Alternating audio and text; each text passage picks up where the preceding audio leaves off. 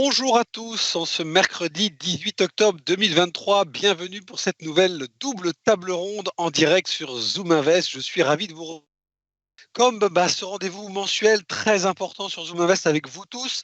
On va parler aujourd'hui de deux classes d'actifs parce que la diversification et encore la diversification et toujours la diversification sont les mots d'ordre en ce moment dans un contexte un peu complexe. Une première demi-heure où on va parler gestion thématique, principalement santé et technologie, et puis une deuxième demi-heure sur la gestion obligataire.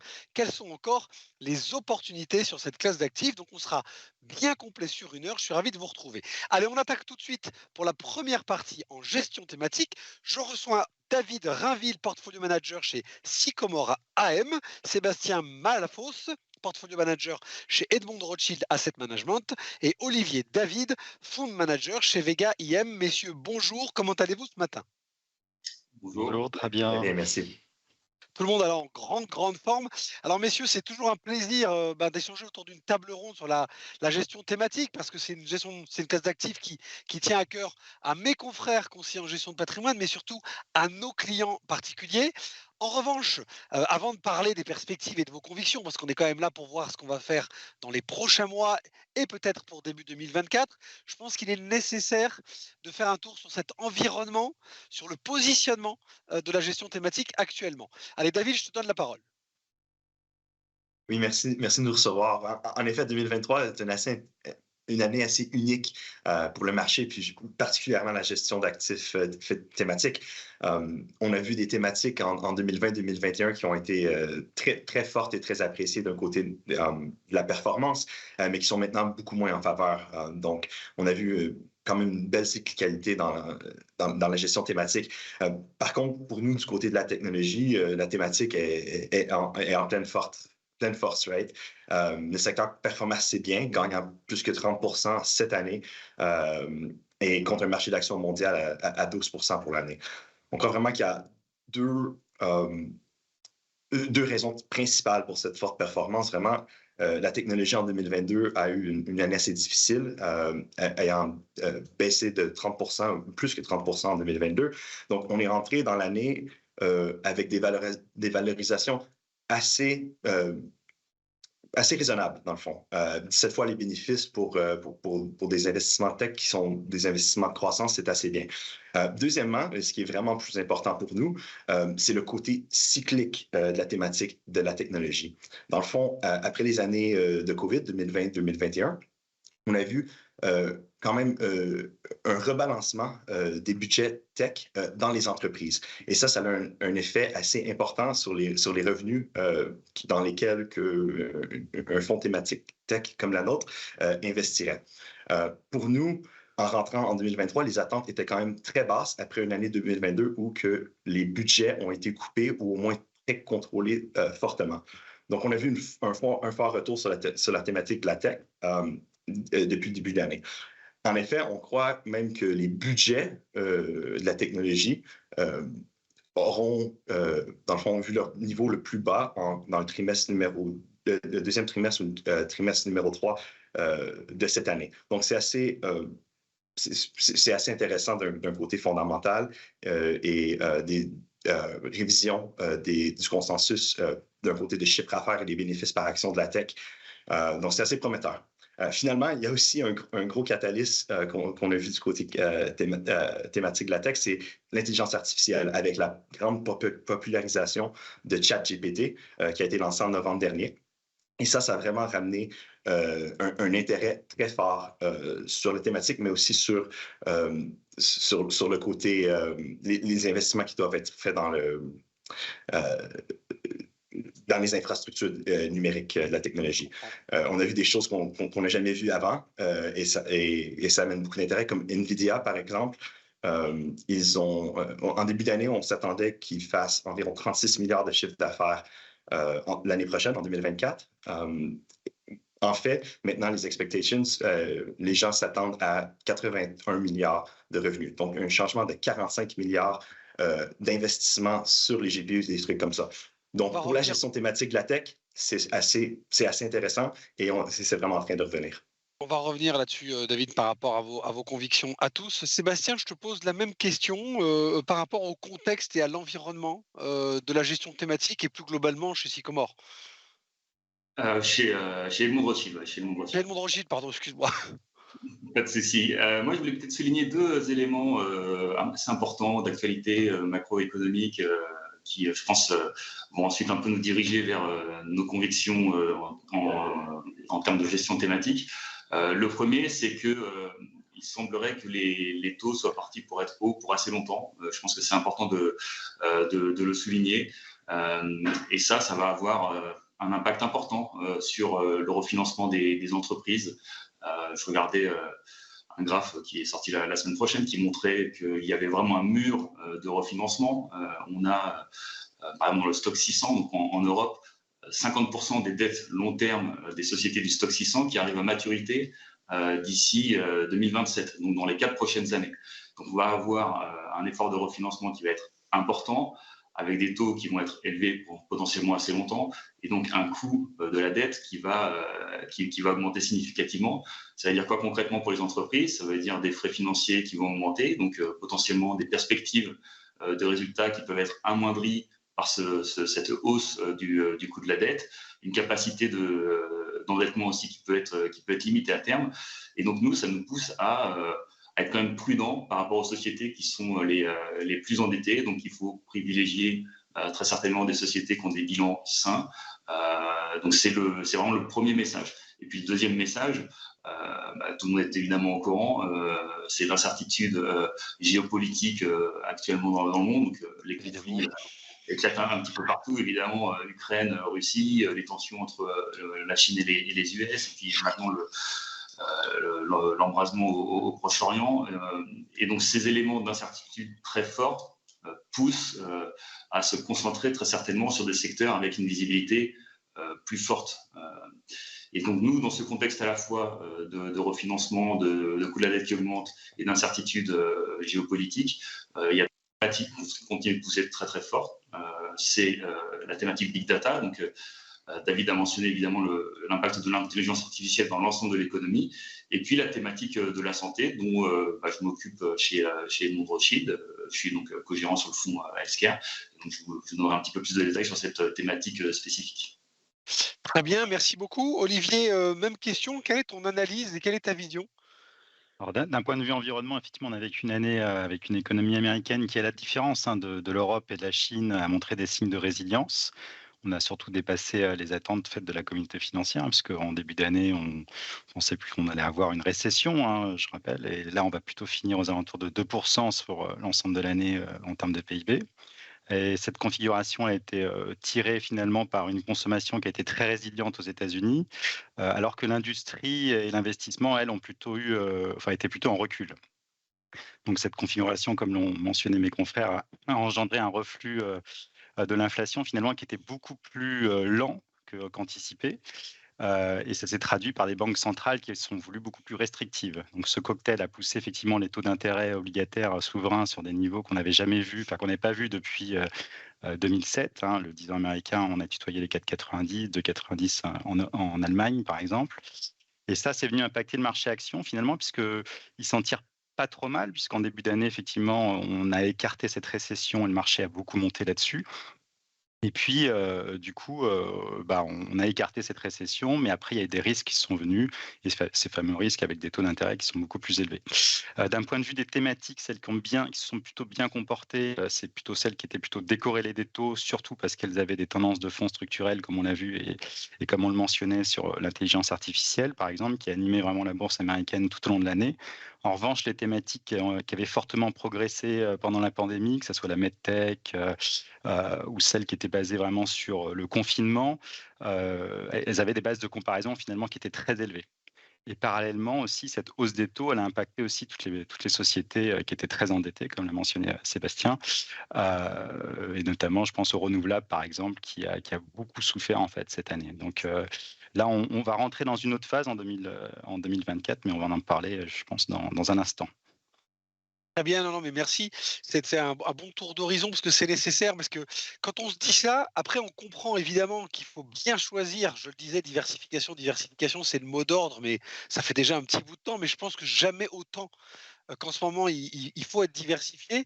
L'important, quand on parle de gestion thématique, c'est donc de bien cibler d'abord la thématique, mais ensuite, et c'est pour ça qu'on a des exemples intéressants aujourd'hui, une fois qu'on a choisi une thématique par conviction, bah, de bien savoir la traiter, de choisir ses angles d'approche et bah, soit d'éliminer un certain nombre de secteurs, soit de rentrer un certain nombre de secteurs.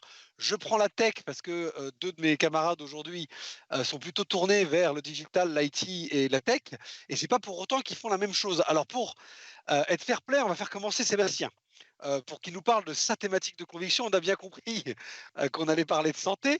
Est-ce que tu peux nous donner, toi, finalement, ton angle à privilégier et pourquoi, finalement, chez Edmond de Rothschild, on doit aller choisir cette thématique de la santé qui offre, j'imagine, énormément de profondeur? Alors oui, ça offre énormément de profondeur et la santé par rapport aux deux éléments que je développais, donc le risque de refinancement et la nécessité d'avoir de la visibilité, c'est un secteur qui offre des garanties par rapport à ces deux points. Sur le point du risque de refinancement, c'est un secteur qui est très profitable. Les sociétés ont en moyenne des EBITDA, des marges d'EBITDA de 30%. C'est un secteur qui est globalement peu endetté.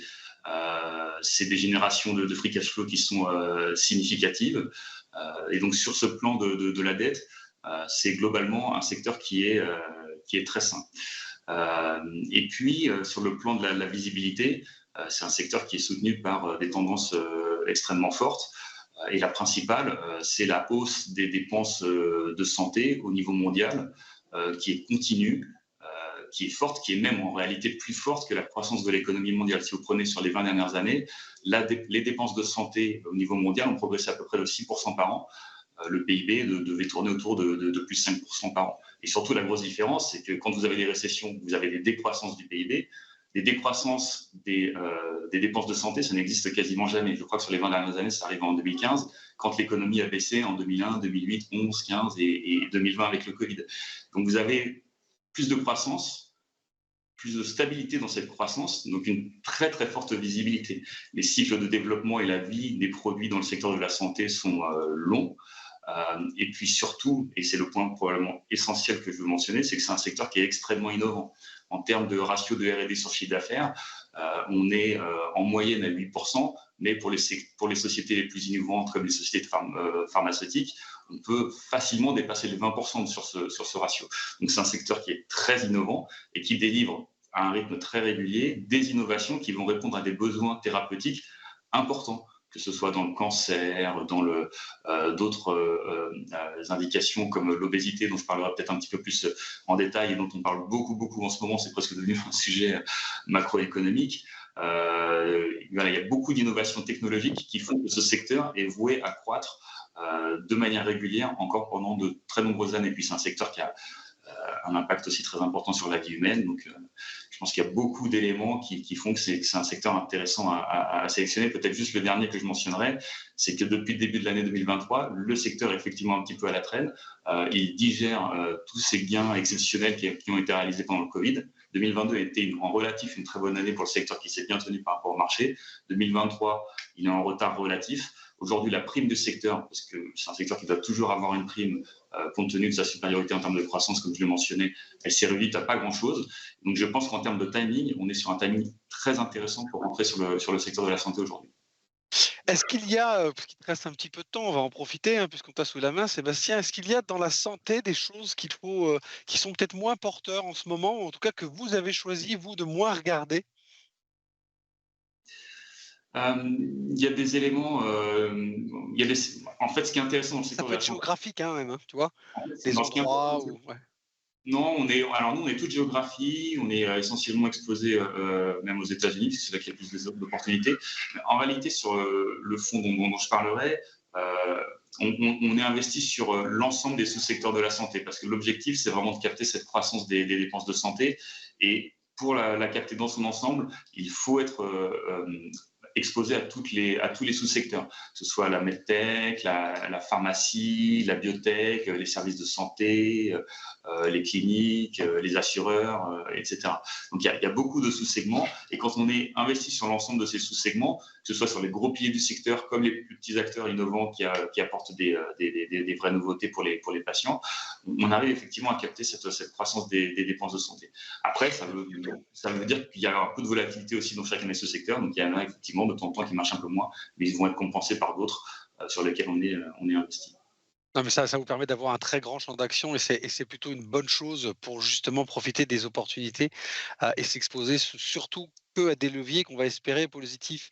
Olivier, on va défendre la tech évidemment. Quelle est ton Ouais. approche Alors, par rapport à cette classe d'actifs qui évidemment parle à tout le monde, qui a eu des très bonnes années, qui a eu des années plus compliquées et pour nos clients, alors là je parle en tant que CGP, hein, pour nos clients c'est important de bien comprendre cette classe d'actifs. Donc, comment est-ce que tu la vois et comment tu l'approches pour les prochains mois? Alors moi, je voudrais juste revenir un peu sur ce qu'on anticipe justement sur Ouais, 2024 parce très qu'effectivement, on bien. a eu des taux d'intérêt, comme je l'ai dit, qui étaient revenus sur des niveaux très élevés. Et en fait, on pense finalement qu'avec l'économie qui devrait ralentir, le récent rebond en fait des rendements obligataires qu'on a vu assez très élevé finalement il y a quelques semaines, et le resserrement des conditions financières, ça devrait permettre finalement d'éviter de nouvelles hausses de taux avec une inflation qui devrait continuer à refluer. Et ça, c'est plutôt bon finalement pour la valorisation du marché, pour les actions, puisqu'elles ont été impactées justement par ce mouvement sur les rendements obligataires. Et en plus, quand on regarde le marché, finalement, certes, il y a des compartiments qui nous paraissent un peu chers, mais au global, on est sur une moyenne un peu en dessous même de la moyenne historique en termes de valorisation. Donc d'un autre côté, on va avoir moins de croissance, certes, mais une valorisation qui est finalement un peu un soutien. Alors certes, après, il y a aussi le côté géopolitique qui revient. C'est pour ça que nous, on reste dans une approche, finalement, on va favoriser les valeurs de croissance et donc rechercher des thématiques toujours sur le long terme qui offrent une bonne visibilité, qui sont peu dépendantes du cycle, qui ont des business models capables de résister finalement aux futures tempêtes, hein, ça c'est le plus important. Comme l'a mentionné aussi Sébastien, des business models qui sont peu endettés, parce qu'on a effectivement ce mur de dette qui va arriver à un moment, hein. Je vous rappelle que les sociétés ont bénéficié finalement de taux d'intérêt très, très bas. Elles se sont refinancées à ce moment-là, mais à un moment, effectivement, il va falloir se refinancer. Ça va être beaucoup plus compliqué pour certaines sociétés. C'est pour ça qu'on aime bien les sociétés très rentables et qui ont aussi des niveaux d'endettement assez faibles. Et donc, comme je le disais, il y a 2 segments, nous, qui avaient alors, nous, on fait pas que de la tech, hein, dans le fonds Disrupt, enfin, dans le fonds dont je vais parler après, mais on avait 2 segments sur lesquels on avait pas mal, réduit, qui étaient à la fois la medtech, qui correspond un peu à la santé, hein, et le renouvelable, sont 2 segments qui, finalement, nous paraissent peut-être aussi attractifs l'année prochaine. Après, on reste très pondéré et comme on l'a mentionné aussi en début d'intervention, sur tout ce qui est intelligence artificielle, mais ça, je vais en parler juste après, sur la conclusion.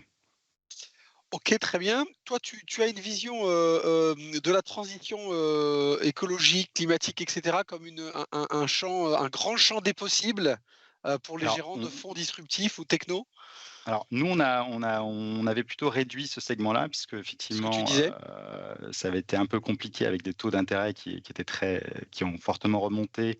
Toutes ces sociétés qui investissent massivement dans ce domaine-là doivent s'endetter, donc du coup des niveaux de financement beaucoup plus élevés et des rentabilités des projets finalement beaucoup plus faibles. Néanmoins, oui, on voit bien qu'il y a une vague de fonds, qui est immense sur ce segment-là et on continue effectivement à regarder, les opportunités qui s'offrent à nous là-dedans. Super, merci beaucoup. David, à ton tour, même question. Quelles sont tes convictions et vers quoi on doit aller, avec toi chez Sycomore? Oui, absolument. Comme Olivier disait, avec la normalisation des taux d'intérêt aux États-Unis et en Europe et un petit peu partout dans le monde, vraiment, on regarde à 2024 pour un regain de momentum dans les budgets de tech des entreprises. C'est ce que je parlais un petit peu plus tôt. Dans le fond, pour nous, les thématiques qui nous intéressent vraiment en 2024 et dans le futur, c'est vraiment des technologies d'entreprise, un petit peu moins des technologies de consommateurs ou la green tech, medtech. On est vraiment focusé sur les technologies d'entreprise. Et les deux thèmes que j'aimerais vous parler aujourd'hui, c'est vraiment la digitalisation des industries, right? Les verticales dans l'économie mondiale, mais aussi de l'intelligence artificielle. Par contre, il y a un troisième thème, parce que pour que ces deux thématiques aient du succès, et du vrai succès, pas seulement financier sur la performance des actions, mais qu'il y ait un bénéfice au monde et aux utilisateurs global, c'est vraiment, on a besoin ce qu'on appelle la modernisation de l'infrastructure digitale. Parce que pour avoir un monde où les travailleurs et les consommateurs ont accès à une technologie comme l'intelligence artificielle, par exemple, ou que les services et produits digitaux dans différentes verticales de l'économie continuent à croître et à grandir, on a besoin d'une infrastructure numérique moderne, ce qui n'est pas le cas pour l'instant. Par exemple, Accenture, qui est une boîte de conseil, il y a quelques semaines, a mentionné sur leur earnings call que seulement 10% de leurs clients ont une infrastructure digitale adéquate pour utiliser des technologies comme l'intelligence artificielle. Donc, il y a beaucoup de travail à faire sur ce sujet. En effet, on se positionne sur ces thématiques à travers l'idée d'une infrastructure numérique moderne pour les entreprises du monde. En fait, plutôt, je vous parlais des budgets qui avaient été arrêtés en 2022 dans le fond de ces investissements-là. Et ça, c'est tout en train de revenir tranquillement. C'est pas, on parlait d'une économie qui revenait en V après COVID. C'est pas ça. C'est un petit peu plus slow, mais ça nous positionne bien sur la thématique d'un côté séculaire, de la croissance à long terme, mais aussi d'un côté cyclique avec les budgets qui, on pourrait dire, se dégèlent en 2024. Quand on pense, nous, pour la modernisation de l'infrastructure numérique, c'est sûr qu'il y a les GAFA, le public cloud et tout ça. Mais vraiment, ce qui nous intéresse pour nous, c'est des valeurs à plus petite capitalisation. Par exemple, MongoDB et HashiCorp, qui sont des sociétés de logiciels d'infrastructure open source aux États-Unis. Si on pense à l'intelligence artificielle, c'est sûr, il y a NVIDIA, mais on se positionne aussi sur des compagnies comme Broadcom et Micron, encore aux États-Unis, parce que la tech, et comme nous on l'appelle la deep tech, c'est vraiment qu'il y a les plus belles opportunités aux États-Unis. Et finalement, je vous parlais de la digitalisation de différentes verticales dans l'économie. Premièrement, il y a GitLab, qui est une plateforme, dans le fond, pour la gestion du code. Donc, dans le passé, les compagnies qui avaient le plus de développeurs et qui utilisaient le plus de code, c'est des compagnies de tech. Par contre, pendant qu'on modernise cette infrastructure, toutes ces compagnies-là, dans le retail, dans le manufacturing, dans les services de la santé, engagent de plus en plus de développeurs et ont besoin de ces outils pour développer ce code. Finalement, un petit peu plus spécifique sur la construction, une boîte qui s'appelle Procore aux États-Unis, ils font un logiciel qui aide les compagnies de construction à gérer leur développement et leur site de construction d'une manière plus sécure et plus efficace. Donc, c'est vraiment comme ça qu'on se positionne sur les thématiques de la tech. Donc, deux grosses thématiques supplémentées par une thématique puissante dans l'infrastructure et la modernisation de cette infrastructure digitale.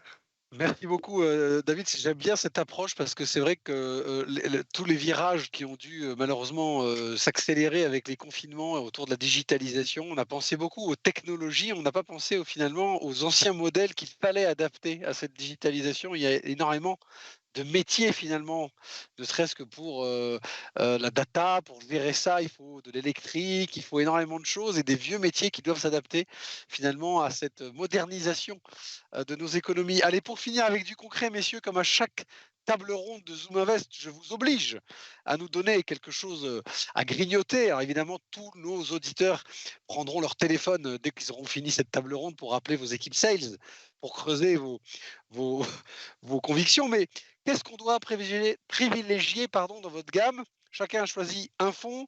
Allez, Olivier, je te donne la parole. Oui, comme j'ai dit, on a une approche assez prudente sans pour autant être trop pessimiste. Et on aime bien pouvoir naviguer entre les différentes thématiques. Et à ce titre, notre fonds Vega Disruption nous offre une assez forte latitude pour arbitrer entre les différents thèmes qui nous semblent porteurs pour 2024. Pour l'instant, si je parle du positionnement du fonds, on reste exposé à la thématique de l'intelligence artificielle, sans pour autant être uniquement sur les NVIDIA, effectivement, et on est allé voir un peu au-delà d'autres titres qui bénéficient de cet essor fulgurant de l'intelligence artificielle. Et je vais citer 2 exemples concrets. On a rentré en cours d'année une société qui s'appelle Vertiv, tu es dans l'industrie. C'est un petit Schneider spécialisé dans le segment des data centers. C'est 70% de son chiffre d'affaires qui vient des data centers. Et tous ces data centers doivent être renouvelés parce qu'effectivement, il y a un besoin de plus en plus important d'augmentation du traitement de la donnée. Et aussi une autre valeur européenne, celle-ci, qui s'appelle Relix, qui est dans le publishing, qui, elle, va se servir justement de cette intelligence artificielle générative pour aider ses clients. Donc, elle fait du publishing sur des publications académiques de santé ou juridiques. Et elle va offrir en fait à ses clients des modules complémentaires à base d'intelligence artificielle pour les aider. Donc, c'est pour ça qu'on pousse notre fonds de disruption, même s'il a déjà plutôt bien marché cette année, puisqu'on est environ à plus de 16% depuis le début de l'année. Mais on considère encore qu'il y a du potentiel pour 2024. Aujourd'hui, il est international, Il est multi-taille. Alors multi-taille, non, plutôt large cap. Large cap, on descend un peu sur les mid, mais on est à la fois sur les US, sur l'Europe et un peu sur l'Asie. Parfait. Merci beaucoup, Olivier, pour ce pitch efficace. David, je te redonne la parole et on laissera Sébastien conclure. Qu'est-ce qu'on prend aujourd'hui? Laisse-moi deviner. Ouais, exactement. Comme vous savez, je gère le fonds Sycomore Sustainable Tech. Donc, oui, je vous parle de ce fonds-là.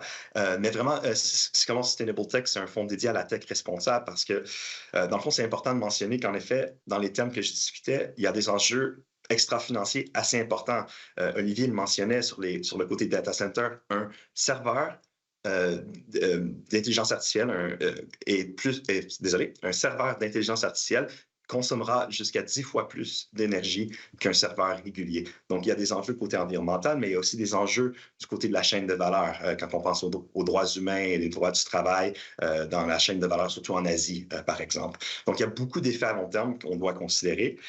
Et c'est ce qu'on essaie de faire à Sycomore Sustainable Tech. Et ce que je crois qui nous différencie un petit peu des autres fonds tech, vraiment, c'est l'équipe de gestion. On emploie un modèle de spécialistes dans les différents sous-secteurs de la tech. Donc, ça nous permet vraiment d'étudier les tendances dans la technologie de manière assez détaillée. Et encore, je vous ai dit, très focusé sur la technologie d'entreprise.